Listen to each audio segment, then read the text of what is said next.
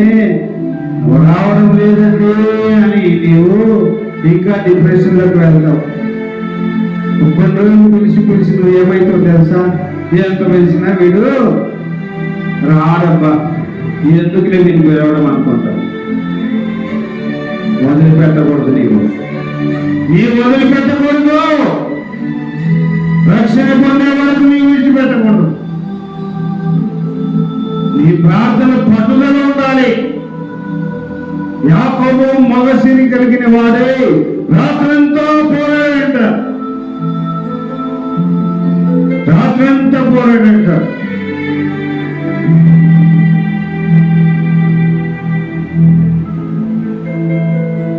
యాకోబు రాత్రంతా పోరాడు.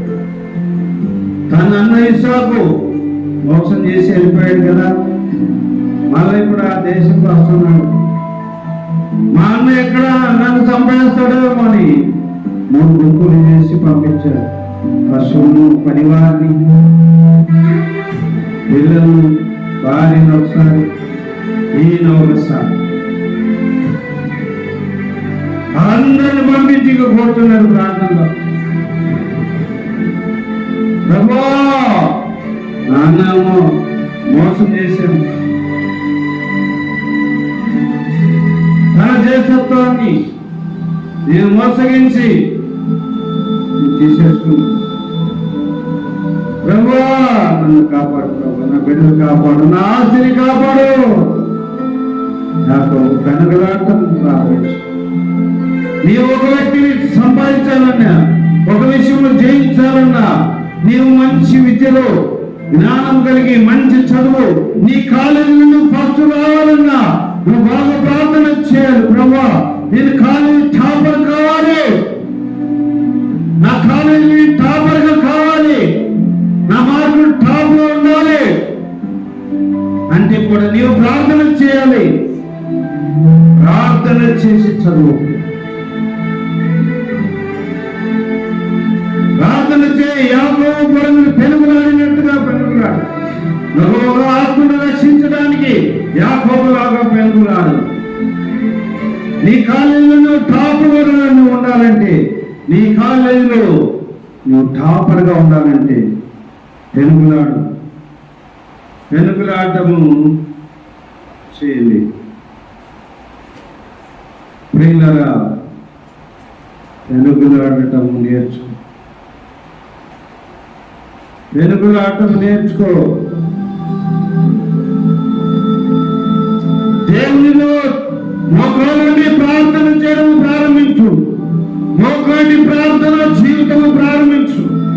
ప్రార్థనలో పట్టుదల లేదు, 5-10 నిమిషాలు చేసి ప్రార్థన చేసినావు అనుకుంటావు. అనేక సార్లు ఒక అధ్యాయం చదివి నువ్వు ప్రార్థన చేసి బైబిల్ చదివాను అనుకుంటావు.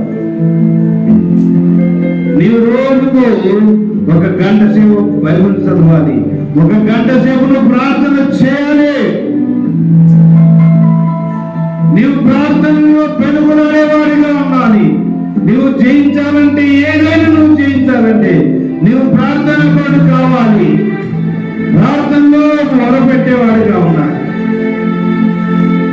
నీ కష్టాలు పోవాలన్నా, నీ సమస్యలు పోవాలన్నా, నీ ఇబ్బందులు పోవాలన్నా, నీ ఇంటిలో ఉన్న అప్పులు పోవాలన్నా, నీ పంట బాగా పండాలన్నా, నీకు మంచి ఉద్యోగం రావాలన్నా, నీవు ప్రార్థన పడు కావాలి. గొప్ప ప్రార్థన పడుగా కావాలి. ఈ ఒక్కటి నీవు నేర్చుకొని వెళ్ళు. నీకేది కావాలన్నా దేవుని అడగటం నేర్చుకో. నువ్వు ఈ ప్రార్థన నేర్చుకో. ఇప్పుడు ఇక్కడ నేర్చుకొని వెళ్ళి ఒక్కటి, మీ అమ్మ మీ నాన్న కాదు నువ్వు అడగాల్సింది. ఈ రోజు నీ స్నేహితులుగా నువ్వు అడగాల్సింది, నీ బంధువులను కాదు నువ్వు అడగాల్సింది.